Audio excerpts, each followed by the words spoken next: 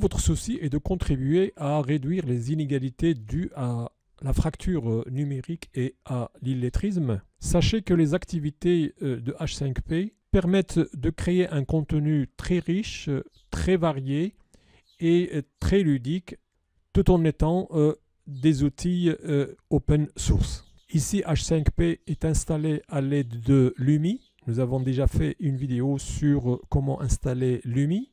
Dans ce module, vous apprendrez comment créer une activité image hotspot à l'aide donc de H5P. En ouvrant une activité H5P existante, nous nous trouvons directement dans l'éditeur un deuxième onglet qui permet donc d'afficher les résultats. Il s'agit d'un module destiné à des arabophones en difficulté avec la langue française et le thème est de savoir rédiger un mail en langue française. Décrivons d'abord les éléments qui constituent ce support.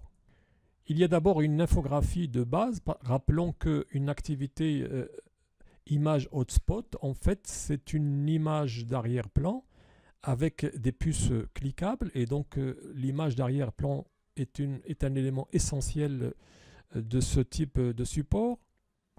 Et donc ici, c'est une infographie réalisée à l'aide de la plateforme Canva.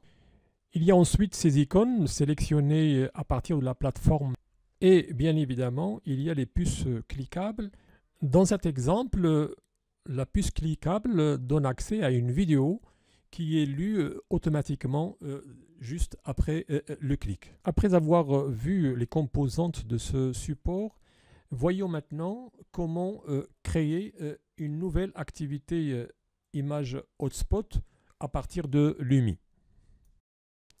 Nous voici dans un environnement qui est familier aux utilisateurs des activités H5P. Une première option pour trouver l'activité que l'on cherche est de chercher par ordre alphabétique, puis de descendre par l'ascenseur pour trouver l'activité que l'on cherche. Comme on peut chercher directement dans la barre de recherche en insérant les premières lettres de l'activité que l'on cherche. Voici l'activité que je recherche, hotspot d'image. Pour ouvrir l'activité, il suffit de double-cliquer sur cette activité. Là encore, si vous êtes familier avec les activités H5P, vous allez retrouver ce formulaire que l'on trouve dans la plupart des activités de H5P. Première chose à saisir est le titre de l'activité. Ce titre va être retenu comme titre du fichier lui-même, sachant que dans cet exemple, le titre du module est inscrit sur l'image d'arrière-plan. Je donne un titre significatif donc à cette activité. Après le titre, j'insère l'image d'arrière-plan. Je recherche l'emplacement de l'image et je l'insère dans l'activité. Je vois que mon infographie est chargée. Je donne un nom à cette image que je viens d'insérer pour qu'elle soit lue s'il y a un problème de navigateur et pour répondre donc aux technologies d'accessibilité. Le premier élément que je peux personnaliser dans cette activité est le visuel de la puce cliquable.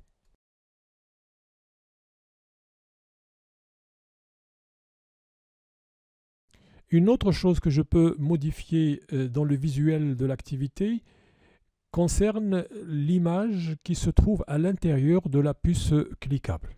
Dans cet exemple, l'image qui est à l'intérieur de la puce cliquable est à la forme d'une coche. On va voir à quoi elle ressemble. Allons dans l'affichage vue. Donc en effet, la puce cliquable contient une image en forme de coche. Vous remarquez aussi qu'il y a des lignes horizontales et verticales. Je vous expliquerai tout à l'heure pourquoi. Retournons à l'éditeur.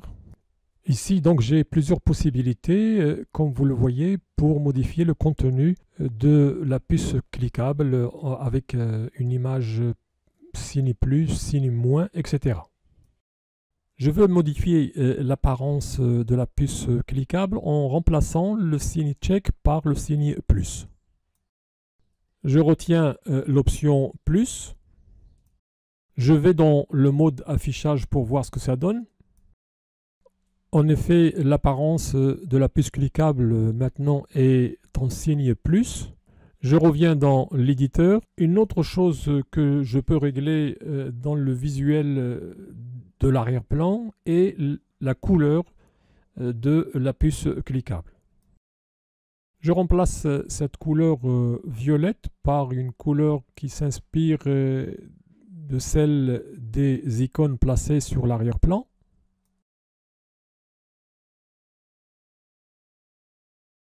Voilà, c'est fait. La couleur de la puce cliquable maintenant s'approche de celle des icônes placées sur l'arrière-plan.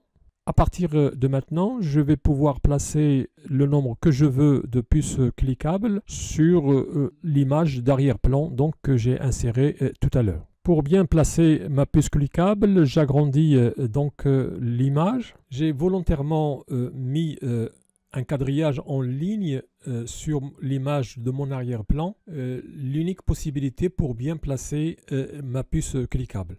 Je remplacerai l'image d'arrière-plan tout à l'heure lorsque j'aurai fini de placer toutes mes puces cliquables. Je place ma première puce cliquable à l'intersection de la ligne horizontale et de la ligne verticale. On aperçoit à l'intersection des deux lignes la puce cliquable que je viens de placer. Au besoin, si ma puce est mal placée, je clique sur un autre endroit. Allons dans Affichage vue pour voir ce que ça donne.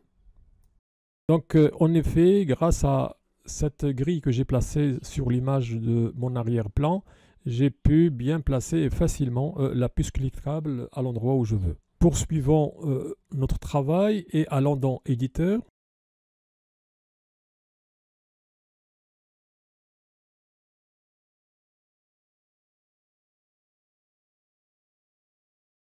J'insère un titre de cette puce cliquable que je viens de placer et qui doit correspondre donc à l'objet à côté duquel la puce cliquable est placée. Et dans notre cas, le premier objet, c'est l'icône qui définit c'est quoi un mail. Donc j'insère le libellé c'est quoi. Ce titre de la puce cliquable qu'on vient d'insérer, c'est le contenu qui va être affiché lorsque l'utilisateur survolera la puce cliquable. D'où l'intérêt donc d'avoir des libellés très clairs et très significatifs qui permettront à l'utilisateur de voir un peu de quoi ça parle avant de cliquer sur la puce cliquable. Après avoir saisi le titre de la puce cliquable, je suis invité à saisir le type de contenu que je voudrais définir pour cette puce cliquable. Pour cela, je clique sur cette liste de choix. Je vois que j'ai 4 possibilités. Je peux insérer du texte, de la vidéo, une image ou un fichier audio. Dans notre cas, on va insérer une vidéo. Pour plus de clarté, je donne un nom à ce contenu que je viens d'ajouter et pour cela, je copie le titre que je viens de donner à la puce cliquable. Donc, j'attribue un nom à cette vidéo. Bien évidemment, je dois chercher la vidéo que je voudrais attacher donc à cette puce cliquable. Donc je cherche cette vidéo à son emplacement et je valide pour l'insérer avec cette puce cliquable. La vidéo maintenant est rattachée à cette puce cliquable. J'ai la possibilité ici d'insérer, comme pour une vidéo YouTube, d'insérer une image pour l'associer donc à cette vidéo. Ce que je ne fais pas ici. Je laisse cette case cochée pour que le lecteur vidéo utilise toute la place disponible. Je choisis ici si je veux ou non que les boutons de contrôle de la vidéo apparaissent dans le pop-up lors de l'affichage de la vidéo.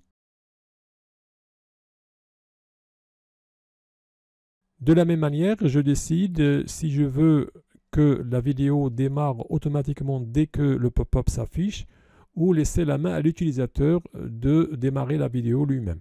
Un dernier réglage en fin de la vidéo est la possibilité qu'elle redémarre à la fin de la lecture. Je vais laisser cette possibilité pour l'utilisateur. J'ai presque fini de paramétrer ma première puce cliquable. J'aurais pu ajouter un nouveau item type texte, type image, fichier audio. Pour l'instant, on se contente de la vidéo qu'on a insérée. Maintenant que j'ai fini de placer ma première puce cliquable à côté du premier objet de l'image d'arrière-plan, je vais pouvoir continuer en plaçant de la même manière les autres puces cliquables à côté des autres objets de l'image d'arrière-plan. Voilà, j'ai pu placer les 5 autres puces cliquables sur l'arrière-plan. Je me rends compte que je n'ai plus besoin de cette grille des lignes horizontales et verticales qui m'ont aidé à placer les puces cliquables. Je vais donc remplacer cette image d'arrière-plan. Pour cela, bien évidemment, je reviens à l'éditeur et je clique ici pour modifier l'image d'arrière-plan. Je cherche l'image d'arrière-plan à l'endroit où elle est classée. Je la sélectionne et je l'insère. Je vais dans Affichage. En effet, donc, l'image d'arrière-plan a été remplacée. Voici donc le résultat final. Voyons si nos puces fonctionnent bien. Écrire un mail en français, ce n'est pas très compliqué. C'est même, je dirais, plus simple qu'écrire un courrier postal. Alors, nous avons tout en haut la ligne destinée au destinataire. Regardez notre vidéo sur comment installer et travailler avec Lumi pour voir toutes les possibilités de mise en ligne de votre travail. Vous connaissez maintenant les bonnes pratiques et les astuces pour créer une activité image hotspot de H5P.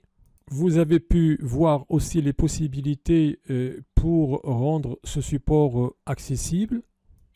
Il vous reste à appliquer tout cela pour créer des supports sur des thèmes correspondant à vos besoins, pour créer rapidement et efficacement des supports micro-learning à faible coût, attrayants et ludiques. Je vous dis à très bientôt.